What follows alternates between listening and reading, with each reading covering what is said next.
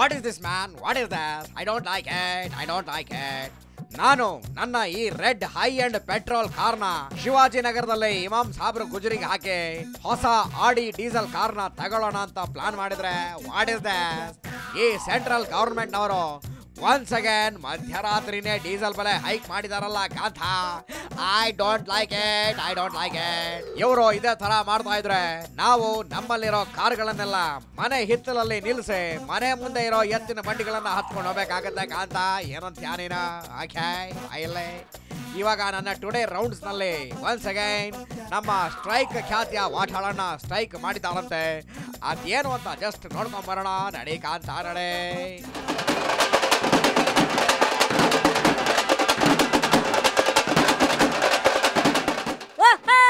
ಏನ್ರಿಪ್ಪ ಒಂದ್ ಸೆಕೆಂಡ್ ನಮ್ ವಾಟಾಳ್ ನಾಗಣ್ಣ ಸ್ಟ್ರೈಕ್ ಮಾಡ್ತಿದಾರಲ್ಲ. Okay fine. ಅಂದಾಗೆ ನಾಗಣ್ಣ ಎಲ್ಲಿದ್ದಾರೆ ಕಾಣ್ತಿಲ್ವಲ್ಲ? ಓಹೋ ಬಂದ್ರಲ್ಲ. ಹಾ ನಾಗಣ್ಣ, ಅಭಿಮಾನಿಗಳಿಗೆ ಒಂದ್ಸರಿ ಕೈ ಮೇಲೆತ್ತಿ ವಿಶ್ ಮಾಡ್ರಿ. ಓಕೆ ಸಾಕು ಸಾಕು, ಕೈ ಕೆಳಗಿಳಿಸ್ರಿ, ಕೈ ನೋಯ್ತೈತಿ. ಸರಿ ಇವಾಗ ಹತ್ ಕೂಡ್ರಿ. ಓಕೆರಪ್ಪ ನಾಗಣ್ಣ, ಇನ್ನೇನು ಟೈಮ್ ಆಯ್ತು, ಎಲ್ಲ ರೆಡಿ ಮಾಡ್ಕೊಡ್ರಿ.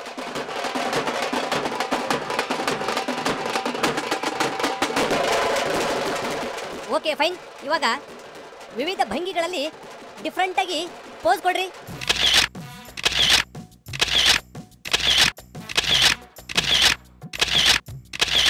ಆಹಾ ಮತ್ತೆ ಆಗ್ತಡ ಹೊಡಿರಿ ಹಲ್ಗಿ.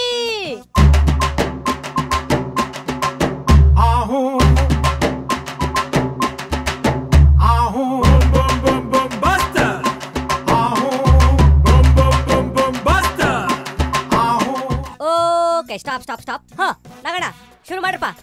ಡೀಸೆಲ್ ಬೆಲೆ ಏರಿಕೆ ಇದು ಪ್ರತಿ ತಿಂಗಳು ಆಗ್ತಾ ಇದೆ. ಕರೆಕ್ಟ್.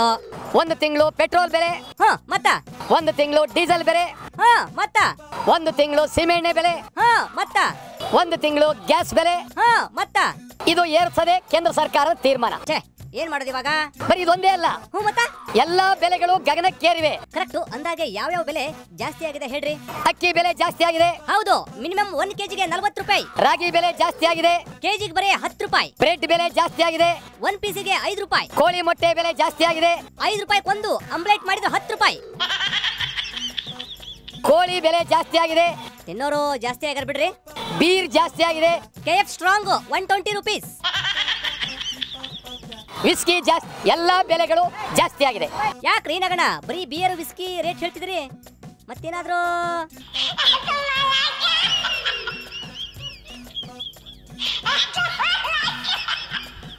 ರಾಗಿ ಅಂತ ಬಡವರ ಆಹಾರ, ರಾಗಿ ಬೆಲೆ ಜಾಸ್ತಿ. ಕರೆಕ್ಟ್.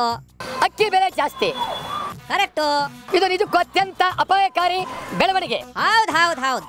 ಡೀಸೆಲ್ ಬೆಲೆ, ಪೆಟ್ರೋಲ್ ಬೆಲೆ ಇದು ಮಧ್ಯಮ ವರ್ಗದ ಜನರ ಮೇಲೆ, ಜನಸಾಮಾನ್ಯರ ಮೇಲೆ ಅತ್ಯಂತ ಘೋರ ಅನ್ಯಾಯವನ್ನ ತಲುಪುತ್ತೆ. ಹೌದ್ ಬಿಡ್ರಿ. ಅದಕ್ಕ ಮೊನ್ನೆ ನಮ್ ಕಾರು ಮಾರಿದ್ವಲ್ಲ ನಾವು.